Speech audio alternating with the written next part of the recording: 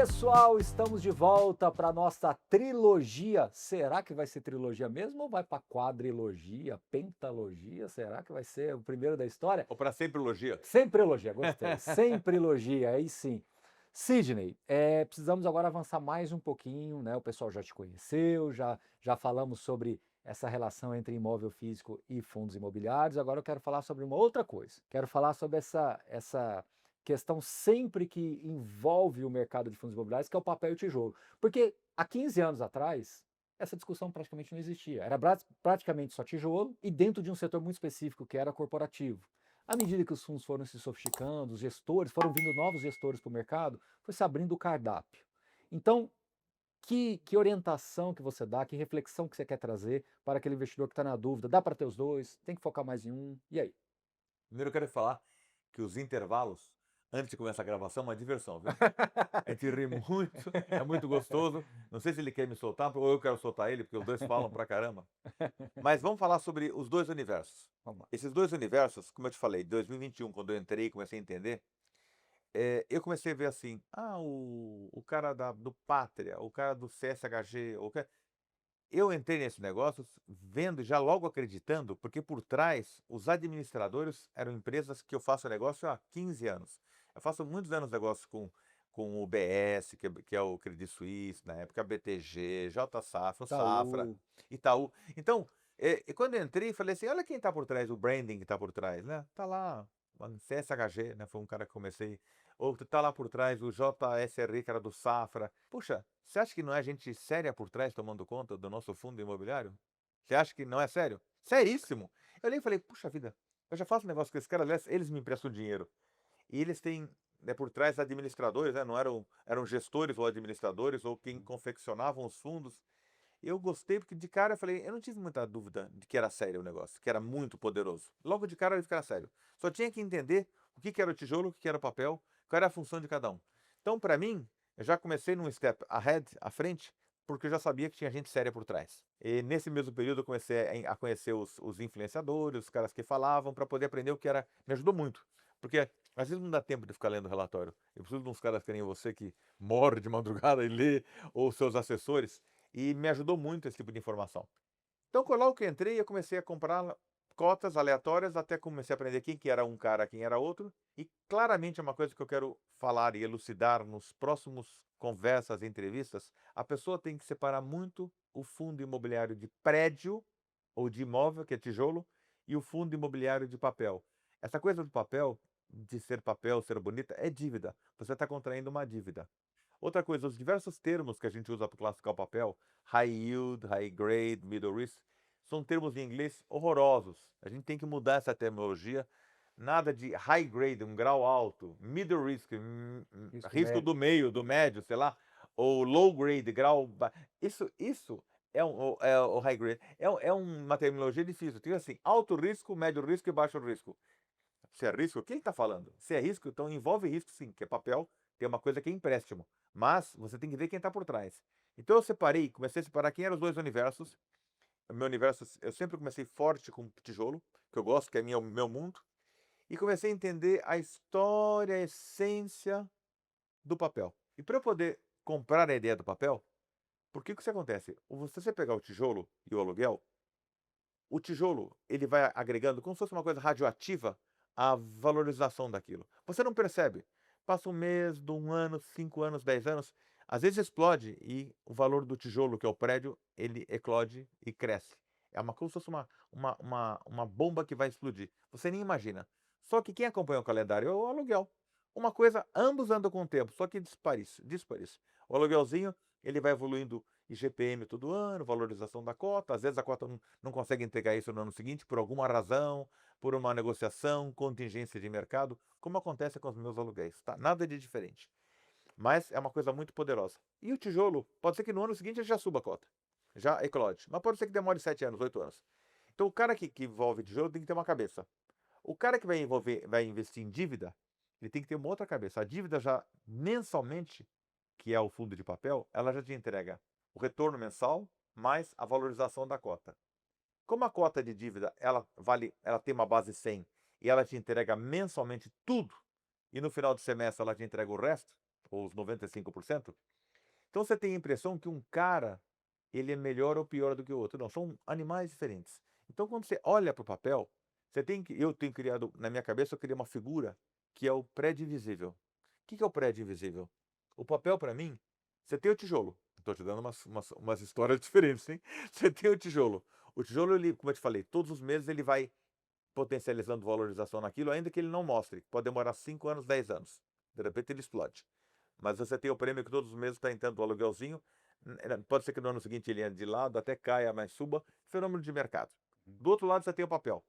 Para eu poder comprar a ideia do papel, que hoje eu gosto bastante, porque tem papéis muito bons, da mesma forma como eu criei a minha coleção de imóveis essenciais, que são. A gente pode falar no programa sobre isso, hein? Uhum. São imóveis que eu acredito muito, porque são gestores bacanas, são fundos grandes.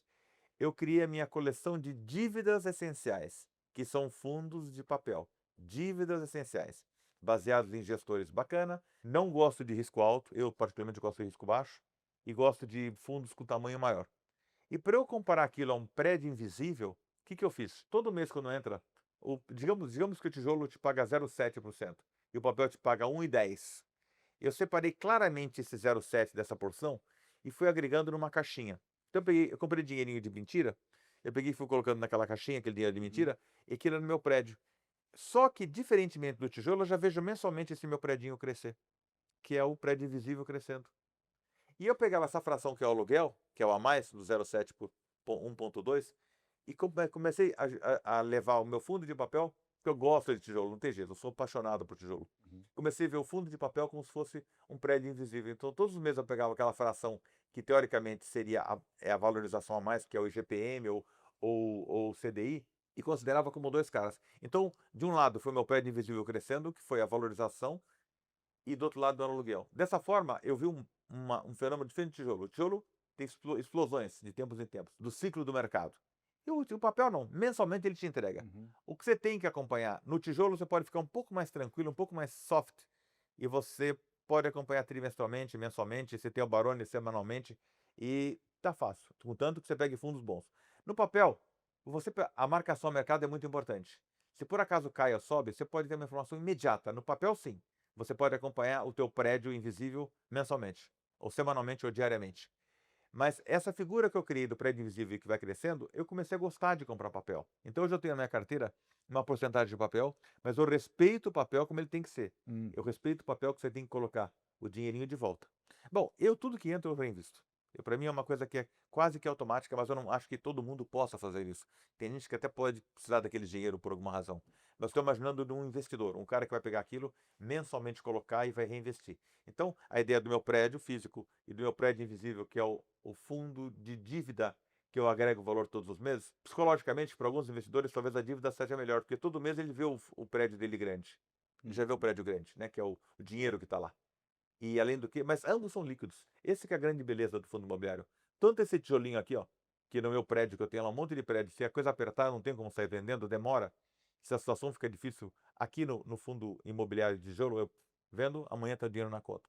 Esse fenômeno acontece também com o papel. Então são dois caras que você tem que analisar diferentemente, e esses dois caras podem andar juntos sim, e eu quero pegar um programa que a gente tenha que a gente possa analisar as várias categorias e alguns nomes que eu gosto e alguns nomes do papel. Quer Uhum. dizer, essa é a minha visão sobre os dois Que universos. excelente, que baita explicação, que legal, legal mesmo.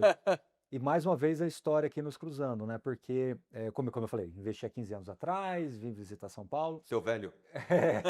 Eu sou jovem, estou só 5 anos. E alguns anos depois, o papel também começou a aparecer no mercado, mas eu tinha essa mesma dúvida, sabe, Sidney? E eu voltei para São Paulo, fui visitar alguns gestores de fundos de papel para realmente sentar e falar assim: me explica como é que isso começa e como é que isso é controlado e como é que isso eventualmente possa terminar, da melhor forma ou da pior forma possível. Então, entender também como é que é a dinâmica do fundo de papel trouxe essa segurança, mas sempre com esta visão de que é um fundo de dívida ou de financiamento, né? Você tem essa forma de você usar o próprio mercado imobiliário dentro dele mesmo, né, para gerar esse crédito, essa antecipação desse crédito para eventualmente um empreendedor ou alguém que vá usar aquele, dar uma destinação para aquele recurso. No fundo de tijolo você já está comprando, né? E dá para a gente falar muita coisa sobre isso e vamos falar sim. Mas, Sidney, existe um assunto em comum aos dois, que é a tal da inflação. Então, da mesma forma que as pessoas perguntam muito o que é melhor, papel ou tijolo, as pessoas ficam com muito medo da inflação. E você está no mercado há muito tempo, sabe que muitas pessoas tiveram experiências ruins com inflação no passado. Depois, né, de 94, 1994 para cá, essa história se estabilizou um pouquinho mais, mas vira e mexe a inflação dá uma escapada, e às vezes é uma inflação silenciosa, é, é um preço que vai mudando devagarinho, é uma embalagem que diminui de tamanho, sempre tem esse fenômeno da inflação que ronda o brasileiro. Como é que o investidor de fundo imobiliário deve se comportar diante disso? Só quero fazer contar um pouquinho, 2 minutinhos, falar sobre inflação, Fica à vontade. porque eu vivi inflação, né? Eu vivi inflação, eu não vivi lá o iniciozinho, né? As várias moedas, lei de cruzeiro, cruzado, cruzeiro novo, cruzado novo, as várias moedas. Então teve uma evolução dos anos 60, tinha para poder você ter o dinheiro e a coisa poder funcionar, o governo criava correções mensais para aquilo. Desde a URP lá atrás, o RV, sei lá, a correção dos anos 60, até que teve a OTN, BTN, ORTN, Tablita, as várias coisas que inventaram, criativas, para poder você ter uma moeda de sustentação. Tanto é que naquela época os aluguéis também tinham regras de correção, que chegasse a um certo valor poderia corrigir. Os aluguéis comerciais, os residenciais ficaram para trás, não podia, havia uma proteção muito forte com o residencial, tanto é que houve um desinteresse em investimento em residencial, porque existia um certo paternalismo excessivo para não poder corrigir o aluguel e com aquela inflação violenta que tinha. Eu me lembro bem, eu não sei se você, talvez você tenha pego esse momento, onde tinha aquela maquininha de remarcar preço, você tinha um preço em cima do outro. Você ia no supermercado, você Sim, tinha 5 preços, é, colados um em cima do um outro. adesivinho assim. Então, quem viveu essa inflação tem um histórico quase que que ficou lá no nosso inconsciente coletivo da dor do que era uma inflação violenta. A inflação, para quem tinha um pouquinho de esperteza, ganhou muito dinheiro. Você enrolava para pagar uma dívida uma semana, a dívida já era menor e o cara, coitado, tinha que pegar. Imóvel, por exemplo, sempre foi uma reserva de valor. Na época da inflação, o cara saía correndo para pegar e comprar alguma coisa, tirar da frente o dinheiro e comprar um imóvel. Então, o imóvel, em qualquer momento da história, ele sempre foi uma reserva de valor. Em qualquer tempo, qualquer tempo.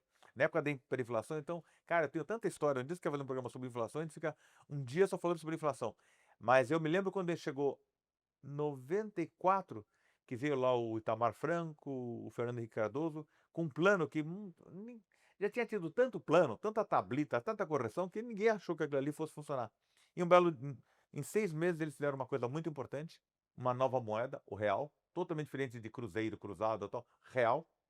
Fizeram uma âncora cambial, que é uma coisa muito importante, e respeitaram, e um rígido controle fiscal sério, que é isso que nós vamos ter, controle fiscal, senão não vai. Não tem jeito, que nem hoje, com CDI a 15%, que é ridículo, mas o Banco Central fica com medo de fazer qualquer coisa, porque tem que ter controle fiscal. Então teve âncora cambial, mudança da moeda, um rígido controle fiscal. Esses três fenômenos juntos aconteceram com respeito. Quando chegou em 1º de julho de 1994, foi instituído o Plano Real.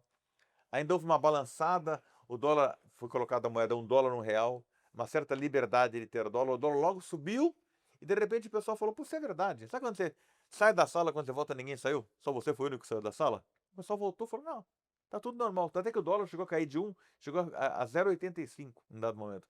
Todo mundo indo para Miami, aquela história, aquela festa toda. Então esse momento foi um momento que o Brasil realmente descolou a inflação bruta. Daí começou a cair de 80%, 100%, caiu até que chegamos nos dias de hoje e o Brasil começou a entrar no mundo, começou a existir de verdade. Então eu acho que a inflação que nós temos hoje é uma inflação que hoje, por mais que um, governo 2, governo 3 distribui, tem um Banco Central independente, não pode deixar de ser independente, isso é uma coisa muito importante.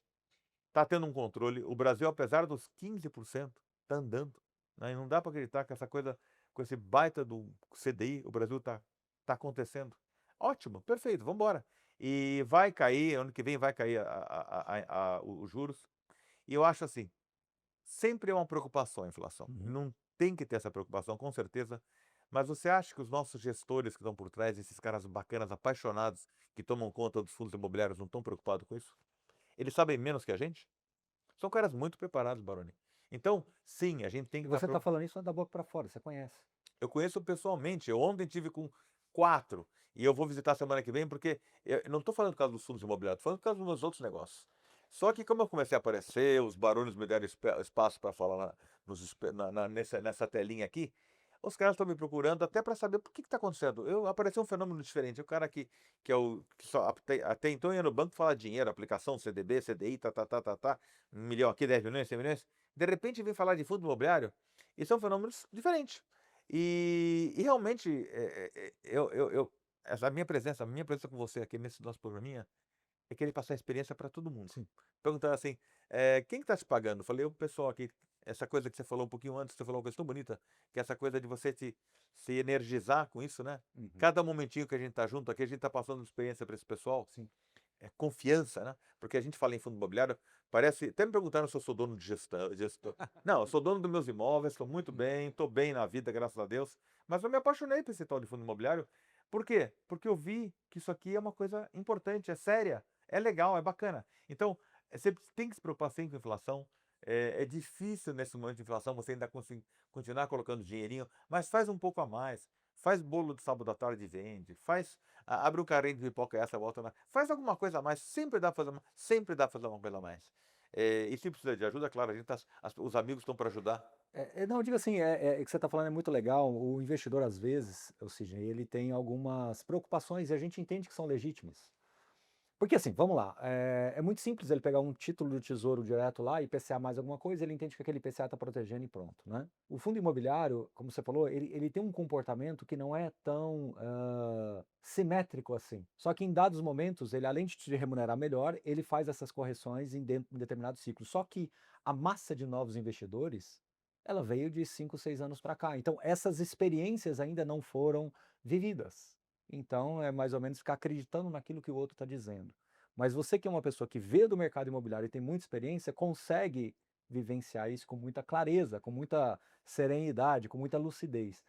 Então, assim, o que eu queria te perguntar aqui, até te pedir até uma mensagem final, é para assim, como é que a pessoa deve lidar com isso no dia a dia? Porque investir também para ficar sofrendo e amargurando com aquilo, ou querer que a inflação apareça toda hora, então, Baroni, o fundo imobiliário não corrigiu o contrato pela inflação agora, mas ele esquece que tem 200 contratos lá e não é simétrico assim. O valor patrimonial da cota não está andando igual a inflação.